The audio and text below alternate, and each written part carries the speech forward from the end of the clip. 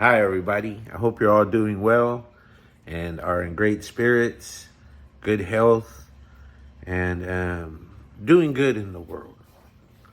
Today, I'm going to talk about how I'm disappointed in myself. So, recently, my day at the office consisted of, going to a park and doing team building exercises with my colleagues. And then after that, we went to a big meeting room and heard, kind of a state of the agency, but for our particular group within the agency. As part of the team building exercises, we were given an engineering challenge, if you will. We were given a bunch of straws, 50 centimeters of tape, a stick that was cut to 50 centimeters, and instructions. And you were to build a structure that was at least 50 centimeters tall. And when we were done, all of our structures would be weighed, and then they would have books, magazines, staff reports put on them. And the one that had the best weight to load bearing capacity would win. So if you use less straws and could carry more weight, that would help you win if someone used all their straws and they carried the same amount of weight. So the less stuff you use to do more was how the winner was determined. And so all of our little structures that we built were weighed, and then they were put on a scale, and then stuff was put on them, and until they collapsed, imploded. My exercise, my team, one guy was a chemical engineer. The other, I know he's an engineer, but I don't know what kind of engineer he was. And I didn't ask the last guy. I just know he worked in the research division. And so we all kind of looked at each other because it was team building. And right off the top, I said, I don't have an engineering degree, so I'm going to defer to you guys. Just let me know how I can help. And, we're kind of there's a discussion going on about structural integrity, how we can make it hold up under pressure. And then we hear that there's 10 minutes left and we haven't started. And around us, some folks are in a similar situation. Others have pretty neat looking structures. And I'll say this, although it's framed as a competition of sorts, it's not really a level playing field because I kind of equate it to improv. If you take an improv class and it's your first class,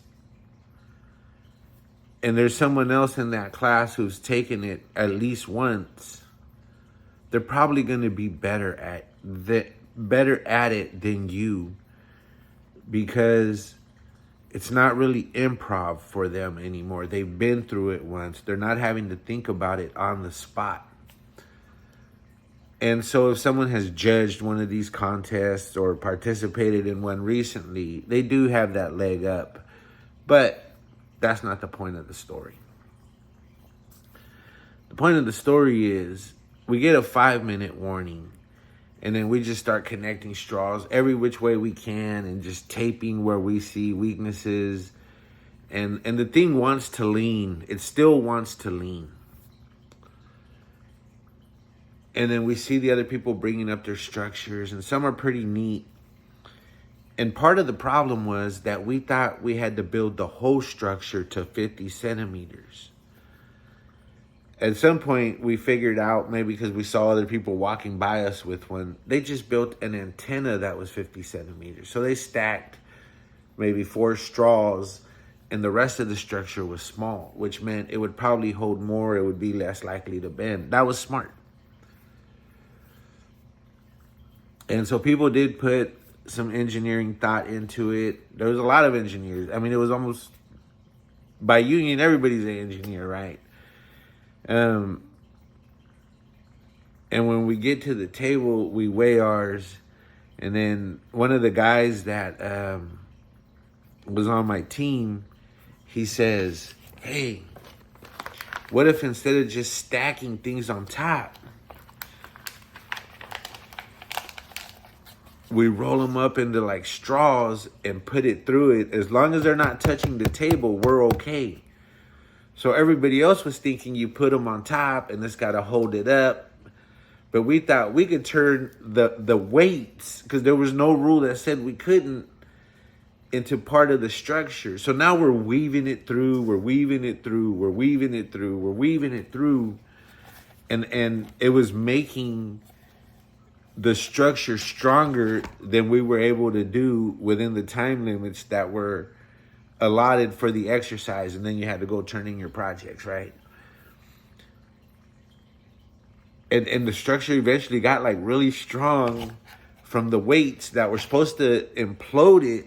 We're actually making it stronger because we didn't put it on top. We started putting it across the bottom and crisscrossing it.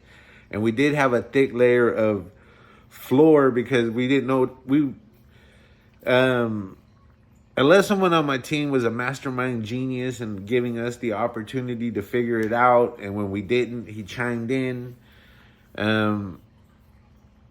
We kind of salvaged a dead moment at the weigh, and we thought we were done. And this is where I'm disappointed in myself. When they gave the 10-minute warning, I never verbalized it, but I thought we already lost. And then when they gave the 5-minute warning, I'm thinking, man, I'd rather lose with dignity.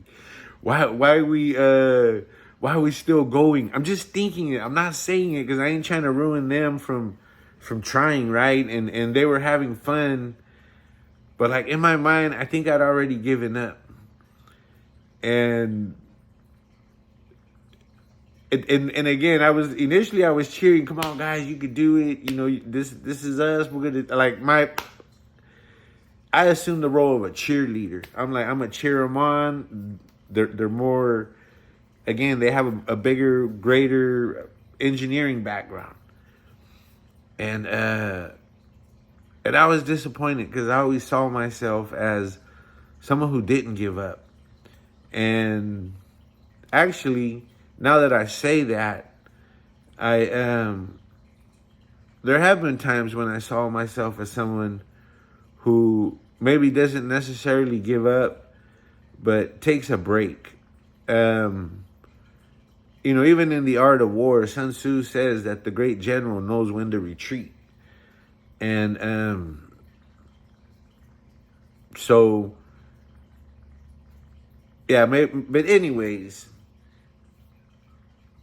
these folks that were with me, I don't believe they've had, and I could be wrong, the same obstacles as me. They could have had different ones. But like, I've gone through a lot of obstacles that should have led me down a different life path.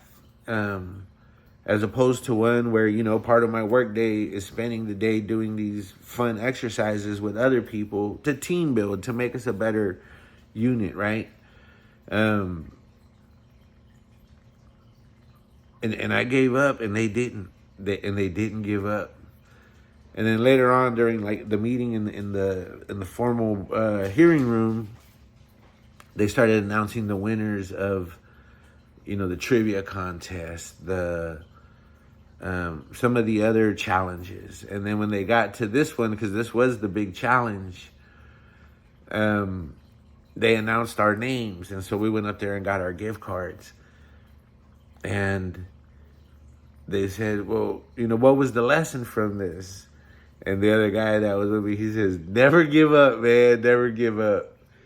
And it was funny because a lot of people put a lot of engineering thought, and I think we won not because of all the engineering we put into it, but because we were trying to salvage what seemed like an otherwise lost situation. And there's a lesson in there, like a greater life lesson there. I mean, when at so many points we thought, this is, we're just turning it in so that someone pulled the plug on us. We didn't pull it on ourselves. I think someone said it's better to burn out than fade away. And so there was that kind of energy there insofar as these fun mental games. And so that was the lesson that, he had: never give up. And my lesson is that another lesson, because that one is very applicable, is that, again, like with all these great minds, because these are a lot of great minds that, arguably are world leaders on a lot of issues. What actually won in the end was just trying to make the most out of a bad situation. Our project had the best ratio of lightweight to load bearing ability, and so that's it. That was a good one. As a separate note, kind of totally unrelated, and this message is for the youth.